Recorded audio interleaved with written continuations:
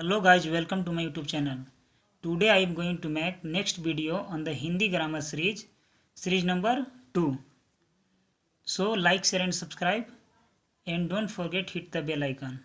Please watch it up to end. Thank you. So let's start.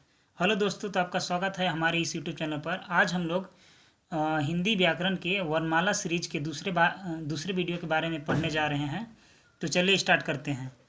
बाह्य प्रत्यय के आधार पर घोष ध्वनि और अघोष ध्वनियाँ होती हैं, जिसमें देखिए अगर स्वर तंत्रियों के साथ साथ श्वास भी बाहर आए तो ध्वनियाँ घोष होगी, और केवल जिस शब्द को बोलने में श्वास का प्रयोग हो तो ध्वनि अघोष होगी। स्वर तंत्रियों में कंपन होता है घोष वाले शब्द को बोलने में, और स्वर तंत्रियों में कंपन नहीं होता है अघोष वाले शब्द में बोलने में। जैसे सभी स्वर अ से लेकर के औ तक, इसमें क्या है कि घोष में शामिल है, और वर्ग के पहला और दूसरा वर्ण जो है ये अघोष में शामिल हैं, और वर्ग के तीसरा, चौथा और पांचवा वर्ण जो है अघोष में शामिल हैं। जैसे ग, घ, अंग, और यहाँ पर कौन था क और ख, च और छ, मतलब पहला और दूसरा, और यहाँ पर था तीसरा, चौथा और पांचवा। और इसमें अंतस्थ व्यंजन यर, लव शामिल है, जिसमें ह, अड़, अढ़ भी शामिल है। इसमें तालम, समुधन, सधन, स उष्म व्यंजन शामिल है। ठीक है, तो घोष में और अघोष में मिलने ही है कि वर्ण के पहला दूसरा स्थान अघोष में रहता है, और घोष में वर्ण के तीसरा, चौथा और पांचवा स्थान घोष में रहता है। तो चलिए अब देखते हैं कि श्वास के आधार पर अब बोलने में क्या प्रयोग होता है। तो एक होता है अल्प प्राण ध्वनियाँ, एक होती है महाप्राण ध्वनियाँ।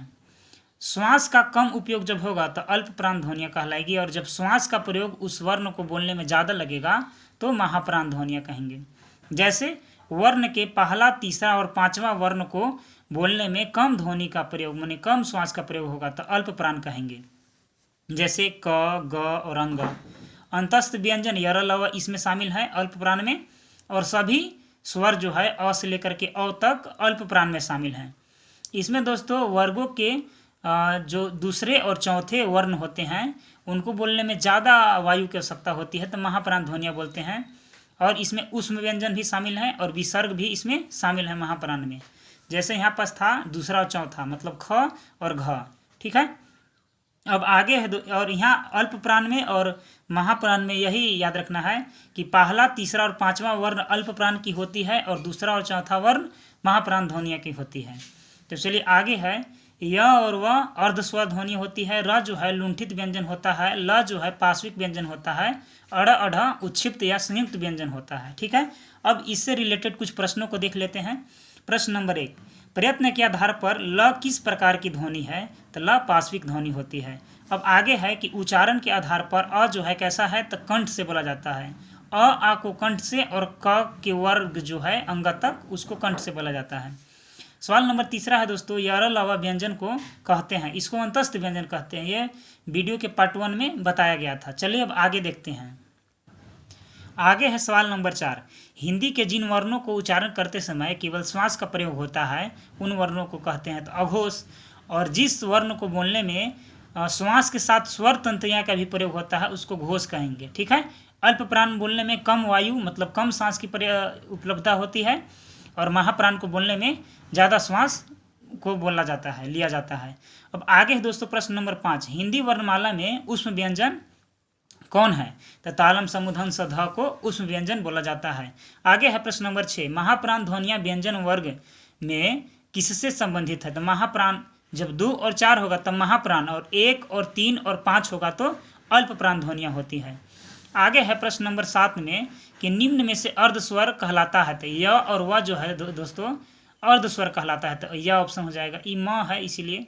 आगे देख लिए, निम्नलिखित में से कौन सा शब्द अमात्रिक है, मतलब जिसका मात्रा कुछ नहीं आ रहा है? तो कारखाना, अमिताभ और चहचहाना का मतलब, लेकिन तीसरा ऑप्शन का कुछ मतलब नहीं आ रहा है। आगे है संयोगिया छ वर्ण किससे मतलब मिल करके बना है? तो प्रश्न नंबर 1 के साथ, और ऑप्शन नंबर 1 से मिलकर बना है। वीडियो का पार्ट 1 में बताया गया है। आगे है कि हिंदी शब्दकोश में अंक और अ किस वर्ण के साथ आता है? तो अ के साथ आता है। प्रश्न नंबर 11वां है दोस्तों कि इनमें से कौन सा स्पर्श व्यंजन नहीं है। देखिए क से लेकर के म तक जितने भी व्यंजन आते हैं वो स्पर्शी संघर्षी व्यंजन होते हैं, लेकिन यह जो है वो अंतस्थ व्यंजन होता है, तो यह नहीं है स्पर्श व्यंजन। आगे है निम्न में से महाप्राण वर्ण है। महाप्राण देखिए जब 2 और 4 पर होगा तो महाप्राण यानी कि था जो है यहाँ 2 पर था, बाकी सब देख लीजिए दोस्तों 1 पर था, यहाँ 1 पर था, ये जो है कि अंतस्थ व्यंजन है, तो महाप्राण। अब आगे देखिए कि निम्नलिखित में से दंतव्य वर्ण है, जो दांत से बोला जाएगा वो जैसे कि त से लेकर के दंत न तक दंत से बोला जाता है, ठीक है।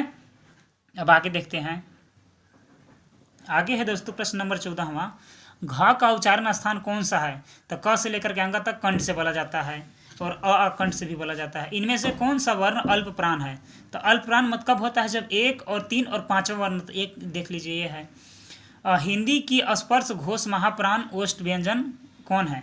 देखिए घोष कब होता है, जब उसमें ज़्यादा मतलब सांस को बोला जाता है और स्वर तंत्रियाँ भी रहती है उसमें, तो घोष होता है। महाप्राण 2 और 4 वाले महाप्राण ध्वनि होती है और पफ भमा और हर्षक दुर्घव ओष्ठ से बोला जाता है, यानी कि ऑप्शन नंबर ए के साथ तीनों मिल रहा है। अब आगे है कि हिंदी की तालव्य ध्वनियाँ है, मतलब जो तालु से बोला जाता है, तो च छ ज झ यहाँ तालु से बोला जाता है और इसमें हर्षई दीर्घई भी शामिल है। अब आगे है कि हिंदी की स्पर्श होना चाहिए अघोष और महाप्राण और दंतव्य व्यंजन ध्वनि कौन है।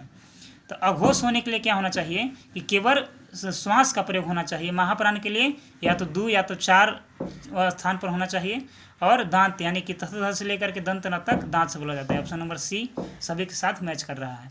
आगे है कि कौन सी ध्वनि अल्प प्राण है। अल्प प्राण कब होगा, जब 1, 3 और 5वां स्थान पर होगा, यानी कि अल्प प्राण त है।